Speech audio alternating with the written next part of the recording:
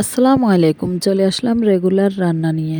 ডিম আমরা অনেকেই অনেক রকম করে খাই, তবে এভাবে যদি একবার বানিয়ে ফেলি মাছ মাংসকেও হার মানাবে। এখানে আমি 3টা ডিম ফেটিয়ে নিয়েছি, দিয়ে দিয়েছি কিছুটা লবণ, হলুদ, মরিচ গুঁড়া। এগুলা দিয়ে আমি ভালো করে মিক্স করে নিব। ফুটন্ত গরম পানিতে টিফিন বক্সটা বসিয়ে দিয়ে আমি ভালো করে এটা ভাপিয়ে নিব। এদিকে আমি কিছু ডাল বেটে নিলাম, সাথে দিয়ে দিলাম পেঁয়াজ কুচি, মরিচ কুচি, লবণ, হলুদ গুঁড়া। ভালোভাবে মেখে আমি পাইপিনে তেল গরম করে পেঁয়াজু বানিয়ে নিব।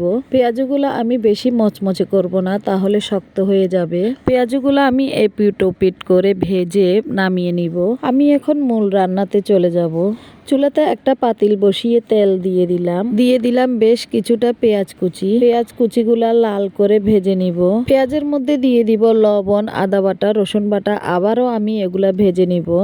দিয়ে দিব আমি হলুদ গুঁড়া, মরিচ গুঁড়া, মশলার গুঁড়া দিয়ে আমি কিছুটা পানি দিয়ে দিব। তারপর আমি মশলাটা ভালোভাবে কষিয়ে নিব। মশলাটা কষাতে কষাতে আমি ডিমগুলা পিস পিস করে কেটে নিব। আপনারা আপনাদের পছন্দ মতো ডিমগুলা কেটে নিবেন।